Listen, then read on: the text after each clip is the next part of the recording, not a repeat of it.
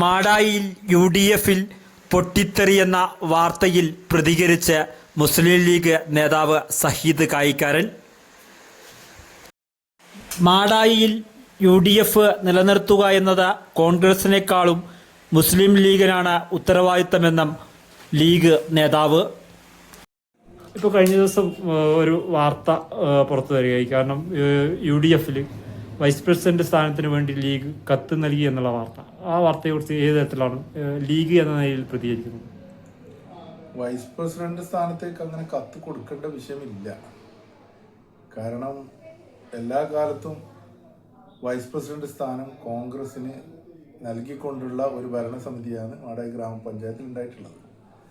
പഞ്ചായത്തിനെ സംബന്ധിച്ചിടത്തോളം, ഞങ്ങളെ UDFിനെ സംബന്ധിച്ചിടത്തോളം UDF നിലനിൽക്കുക എന്നുള്ളത് കോൺഗ്രസിനേക്കാളും ഏറ്റവും ആഗ്രഹിക്കുന്ന ഒരു പാർട്ടി ഇന്ത്യയിൽ മുസ്ലിം ലീഗാണ്.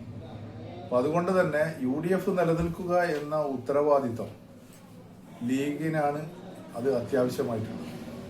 അതുകൊണ്ട് തന്നെ ഈ അങ്ങനെ ഒരു കത്ത് കൊടുക്കുകയോ അങ്ങനെ ഒരു ചർച്ച നടത്തുകയോ ചെയ്യേണ്ട വിഷയമില്ല. ഇപ്പം സ്വാഭാവികമായിട്ടും UDF തലത്തിൽ നടക്കേണ്ട ചർച്ച സീറ്റ് വിഭജന ചർച്ച മാത്രമാണ്. മറ്റ് കാര്യങ്ങളൊന്നും തന്നെ ഇപ്പോൾ ചർച്ച ചെയ്യേണ്ട വിഷയമില്ല. അത് അത്തരത്തിലുള്ള വാർത്ത വല്ലതും പ്രചരിക്കുന്നുണ്ടെങ്കിൽ അതൊക്കെ വ്യാജ വാർത്തയായിട്ട് പറയാൻ പറ്റും. അതിന് ഒരു അടിസ്ഥാനവുമില്ല എന്നുള്ളതാണ്.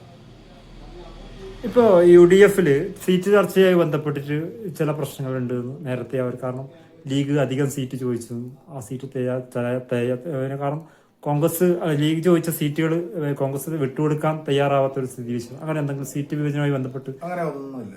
കാലാകാലങ്ങളിൽ നടന്നു വരുന്ന സ്റ്റാറ്റസ് കോ മെയിൻറ്റെയിൻ ചെയ്തുകൊണ്ട് തന്നെ UDF മാടായി പഞ്ചായത്തിലെ തെരഞ്ഞെടുപ്പിന് നേരിടും. അതിൽ ഒരു അടിസ്ഥാന പ്രശ്നങ്ങളും ഇല്ല.